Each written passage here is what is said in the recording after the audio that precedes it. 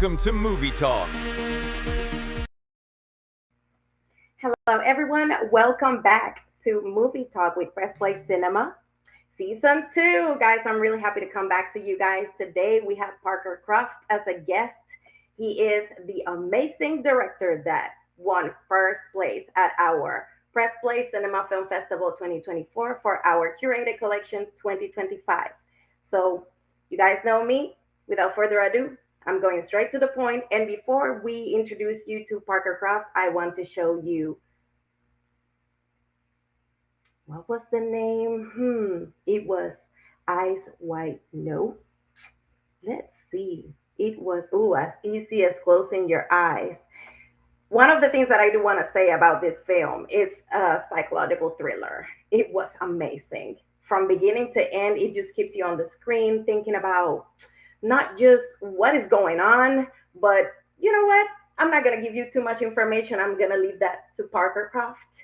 And also, I'm going to ask him to not say too much because I want you guys to watch it for yourselves. That being said, let's go ahead and watch this trailer.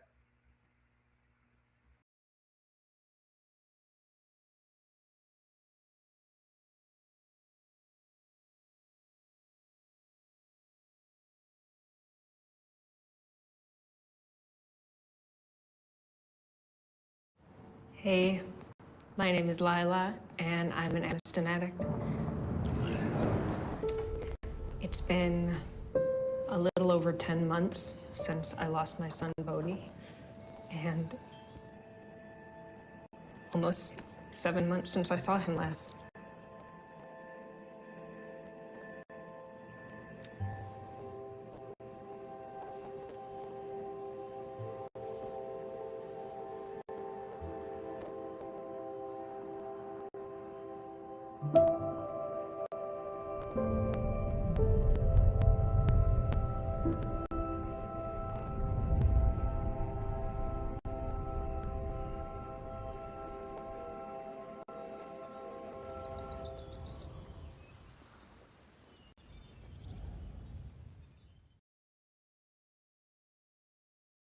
All right, guys, that was amazing. All right, guys, that was amazing. One of the things that I do want to reiterate, it's not just suspense, but it comes with the human nature of one specific illness. And let's address that straight up with Parker. Hey, Parker, thank you for coming with us. Hey, thanks for having me. So, tell us a little bit about yourself, about as easy as closing your eyes, and that being said, just keep it short. I know you don't have a lot of time, so I want to respect that and honor that. We did have 9 questions fixed for you, but we reduced it to 5 just so that we can honor that for you. So go ahead. My name is Parker Croft. I'm the director and co-writer of As Easy as Closing Your Eyes. It's a sort of a sci-fi drama about a woman who has a fictional addiction to she has an addiction to a fictional drug that gives you lifelike dreams about people that you lose, called Amiston. So it basically allows her to spend time with her son that she lost. That's sort of what the film explores. I'm happy to sort of jump into any questions you might have. All right. Well, wait a minute. I was under the impression that she was under some type of depression that had a name in specific. I forgot the name, but like when I saw the film, I went to make a little bit of the research. I forgot that it's a very weird name. I've never heard that word before. I didn't even know that was a condition, but I think it was linked with depression, and that's what ultimately led her to be dependent of this drug, right? No. No. Go ahead, inform me, because wow. But that's by all means. She lost she lost her kid, and she's struggling. There's sort of like an AA type of scene that it's inspired by NA, and it basically is a group of people that are also addicted to this drug that is made up. I would say yeah, I mean, in a sense, she's struggling with grief. So Mm. that's definitely, I wouldn't say like I wouldn't say like a sickness in a traditional sense, but she's definitely grieving. That's for sure. It's amazing to hear directly from you because now I can put more picture into the film after watching it. So Sure. Yeah. that being said, I'm going to jump in the first question. My first question for today is if your films would confess something about you that you'd never say out loud, what would they expose? Oh God, I don't know. I don't know if they would say anything that I would never say out loud because I say a lot of things out loud. There's not much I wouldn't say out loud. But I would say one of the things that that it definitely exposes is some of the stuff that I'm personally working on. I'm someone who's makes work often to sort of understand something or to explore something that I haven't quite made sense of personally. And I think that grief is something that that has been a subject of mine that I've explored in a number of films and continue to explore because it's something that is looms large in my life. So yeah. Yeah, honestly, to be completely frank, there's not a lot of indie films that make me cry. This movie did crack me up a little bit. I was like, "Oh my gosh, what is going on?" And then the end was completely unexpected. So kudos for that. That was amazing. I did not see it coming, and I think that's exactly what you was looking for, right? Yeah, I mean, that's a wonderful experience to have from the film, and yeah, if that's what you pulled away from it, that's ideal. Right. All right, let's go to our second question, which is you've explored morality a lot. Do you think making films about death has changed how you live your everyday life? Oh, that's an interesting question. Do I think that like yeah, may it's sort of like hard to see the exact sort of causal relationship to my change personally with my relationship with death, but I think that it's probably played a part in it. Just in the way that like, doing doing those explorations and thinking about those things is part of that process. I wouldn't know how to like untangle that necessarily, but I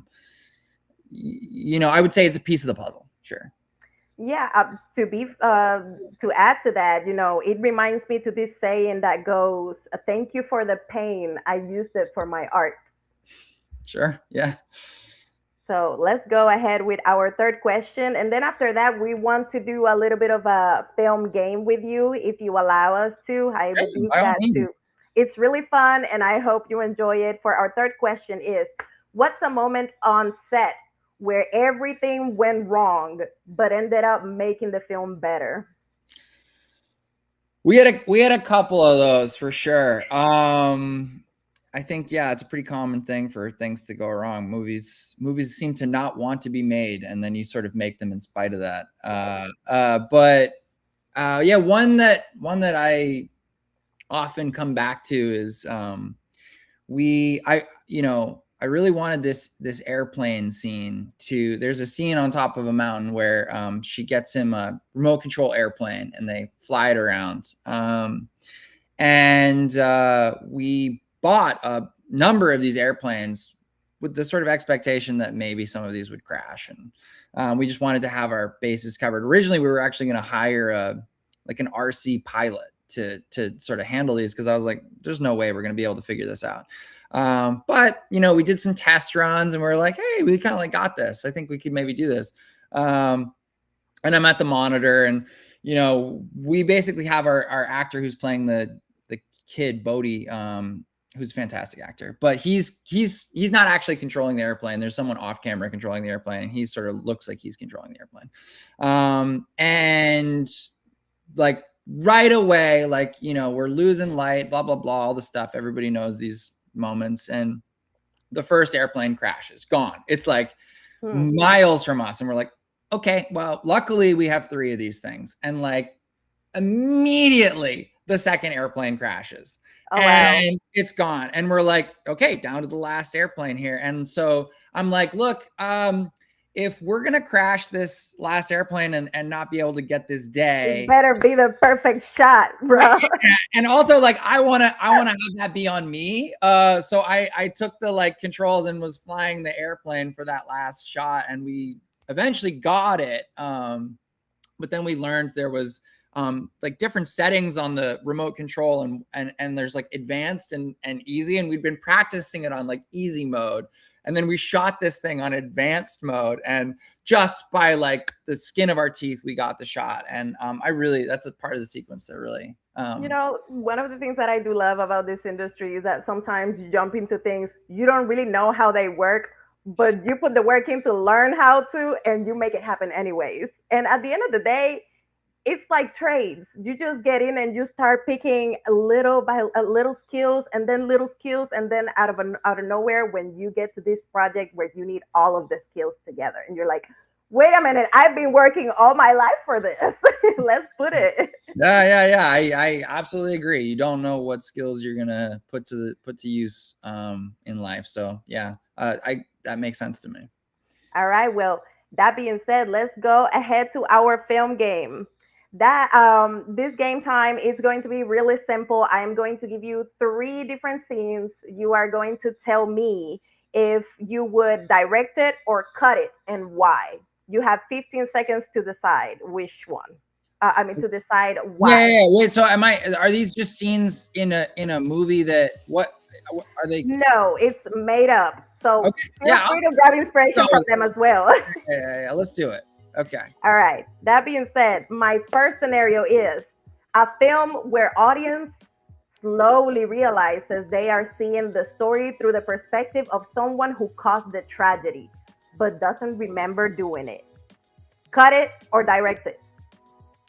Sure. Yeah. Let's do it. Why? I'm sure there's a version of this that could be great. Let's direct it. Let's make it happen. We got to write it first, but it could be awesome. I'm sure it could be awesome. Why would you pick it? Why would I pick it? I mean, I sort of feel like you kind of picked it, but I would. That's the game. That's the game. You gotta pick if you want to direct it or cut it, and why. Okay. I guess I don't know. Let's see. Why would I pick it? I think, you know what? I think it could probably be an important scene in the movie that we're making together. If this whole scene sort of has a focal point of this, I would need this scene to tell the story. It seems almost like a crucial part of like this plot. So, all right. Perfect. Let's go to our second scene. Our second scene is 2 strangers fall in love. But every time they say "I love you," one of them loses a memory permanently.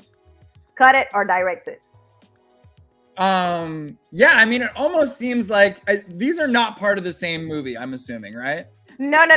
This is a game where I give you scenes and you tell me if you cut it or direct it. Right? This is almost sort of like a concept for a movie. Yeah, like concepts for movies. Yeah. I probably wouldn't want to direct that movie. But I can see that movie being maybe like a sketch or something, a shorter movie. Maybe it's a great movie. I don't know. I wouldn't want to make that movie. Why wouldn't you? I think maybe I would feel that there would be a limited amount that I could explore with that concept.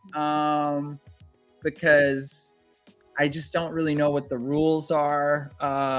It's sort of got like, I'm just not personally very drawn to that. Hey, in your defense, you have been indulging into psychology and sci-fi, so maybe romance is not your forte, and that's completely fine. Yeah. I mean, I think there are certain romances that I think that romance particularly maybe isn't the one that I'd be drawn to, but someone should definitely make that movie. Right. All right. Our third and last scene is A story told entirely through deleted voicemails between two people who never actually speak to each other live. Cut it or direct. Sure. Yeah. Let's go. Deleted. Wait, they've never met. They just sort of. Yeah. I mean, there'd be some challenges to making that movie for sure. But you know, I think that would sound a little bit more on the on the comedy side because what the heck is going on? Why are they not talking to each other? But they know each other because they talk to each other through voicemail. So what the heck? yeah. You know, I would need to take some time to think about how that would work. But you know, fucking awesome. Let's do it. Let's do it. All right. Well, that concludes our movie. I mean, our film game. Let's go ahead with our fourth question. Our fourth question is: if I gave you zero budget today, no crew, no lights, what kind of story would you still feel compelled to tell? If I had no budget at all, no crew, no lights. I guess I just have a camera in this scenario, Mhm. and some actors that, I would probably make, I don't know, something, maybe like, you know what I would probably go with? I'd probably go with, oh, interesting. So I just saw this movie last night, actually. It's an unbelievable Iranian film called Close Up that sort of blends narrative with, I don't know, it's almost like touching on like real life, because it uses a lot of real life stuff and real life footage. So I would do something kind of close up esque, where I would find a story that feels like, I could blend, realism with this sort of almost pseudo documentary style filmmaking, and it would be something like Close Up. That would be my, I don't know, I just saw it last night, so I'm like really fucking into Yeah, Close Up. sounds interesting. Yeah, amazing. I might go ahead and check it out. You Yeah, should. it sounds really interesting. But I'm actually more interested in the two films that you have sent us for the next film festival for consideration. I Oh haven't yeah, seen yeah, them yeah. yet because I wanted to hear from you a little bit about the long line and everything before I get into it.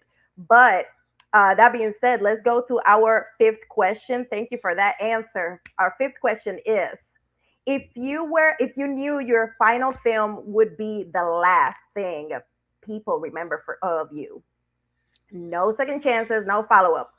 What truth about life would you risk everything to leave behind?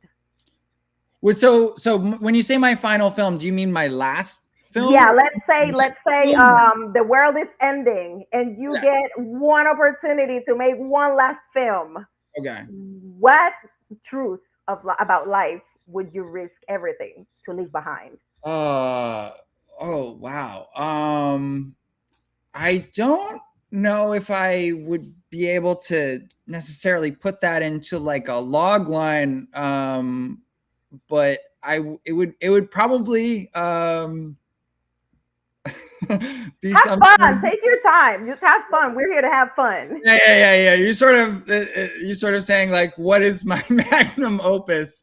And I think it would probably have something to do, um, with my unbelievable, confusion about existence. It would probably be an exploration of that. I think a lot of people would relate to that in that specific time frame that I gave you. Yep. A Yeah, lot of people would be like, wait a minute. This was a very intense message and I think we should take heed. So good answer. Yeah.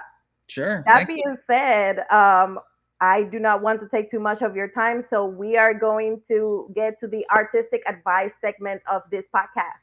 I would like you to give some professional or even beginners advice to people that are trying to get where you're at.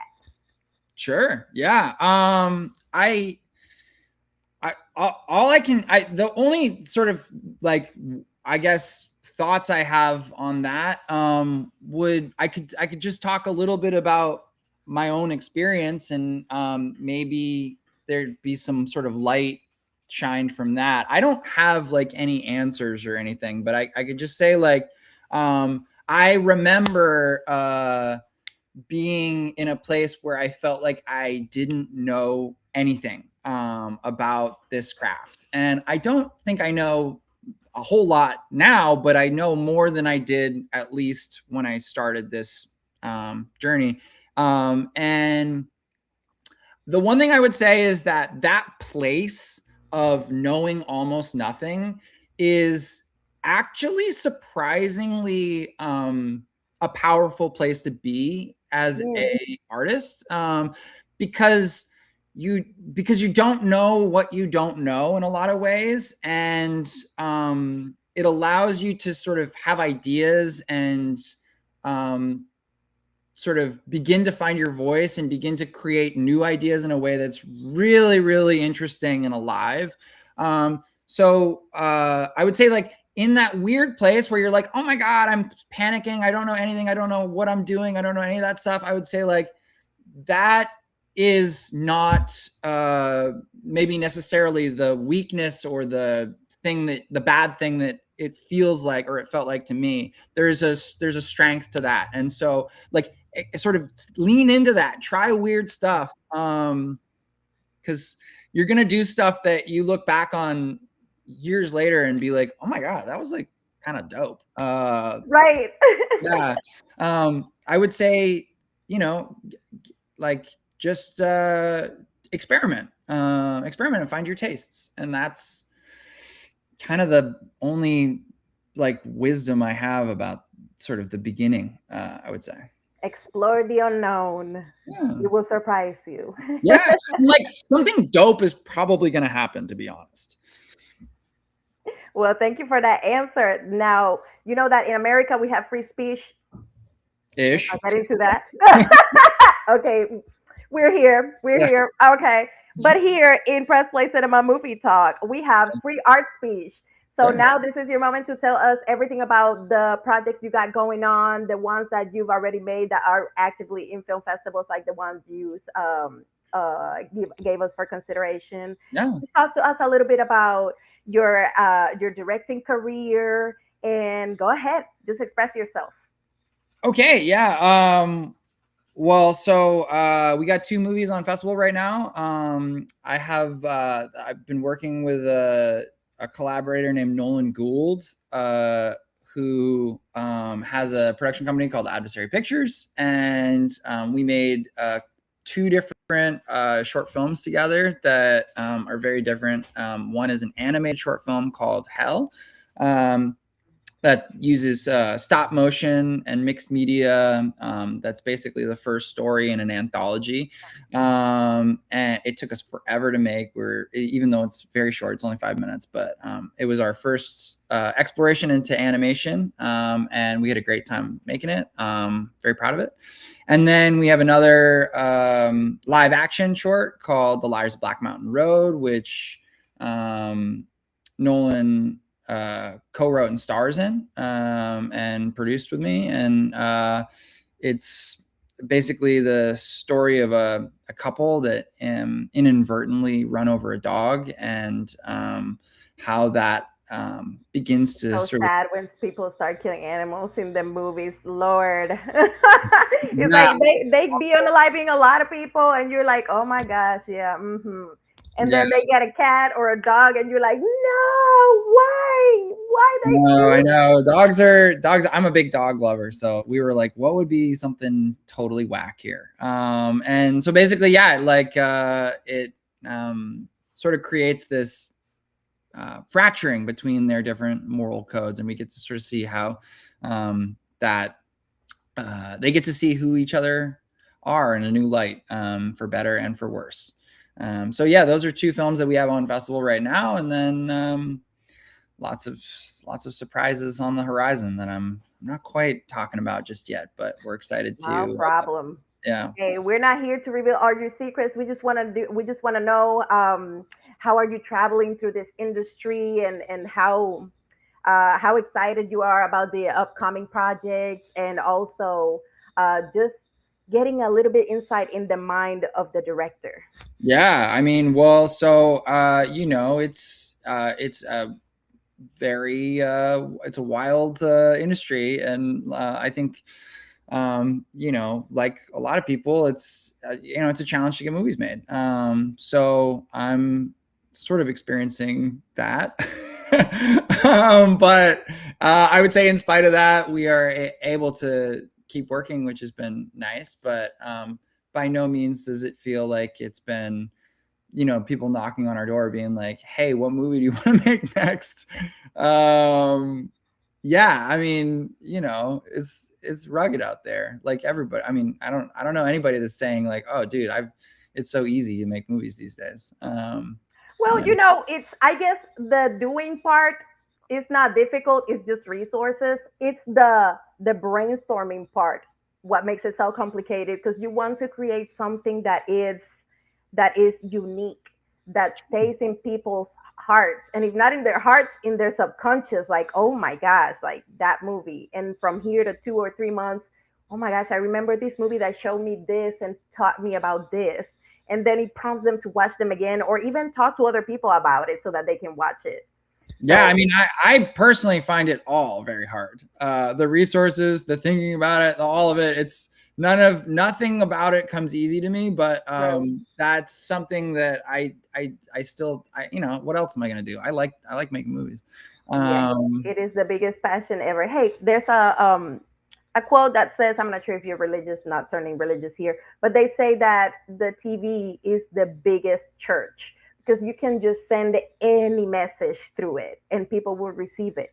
cool. So that's why I tell all the creators, be mindful about the messages you're putting into the masses. And not Yep. just that, but like, make it count. Definitely. I And definitely think I we think should, that you're doing that, Parker. yeah. Well, You're thank you. doing that. I appreciate that. Well, thank you so much for taking the time to talk to me today. I hope I hope I had a great time. No So problem. um, Before you leave, tell the audience how they can find you, or at least your production, so that they can be in the known of your next films to come and yeah. stay in touch with what you got going on. Yeah. So our films are on Instagram. It's called Hell is at Welcome to Ash Harbor, I think. Mm. And then The Liars of Black Mountain Road is at The Liars Movie.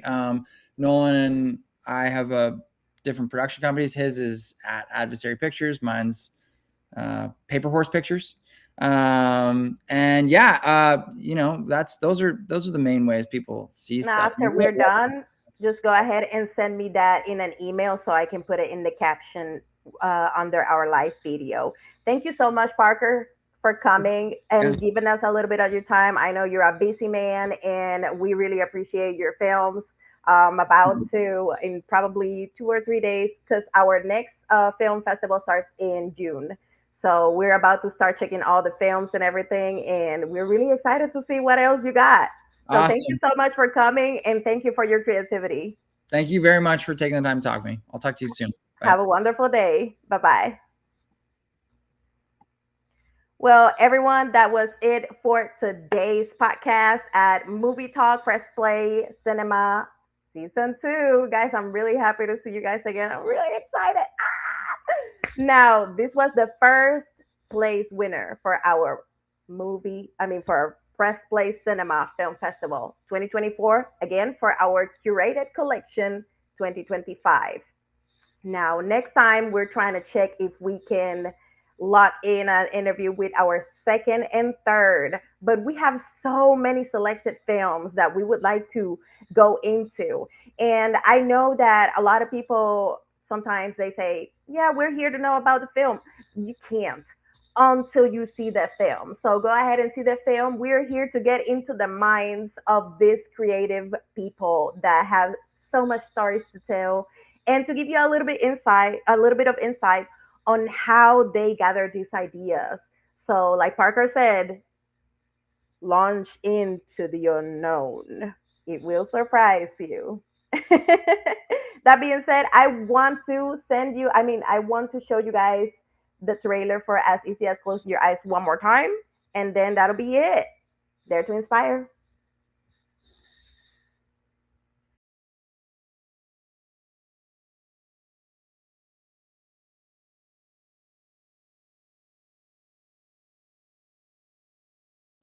Hey, my name is Lila, and I'm an Amiston addict. It's been a little over 10 months since I lost my son, Bodhi, and almost 7 months since I saw him last.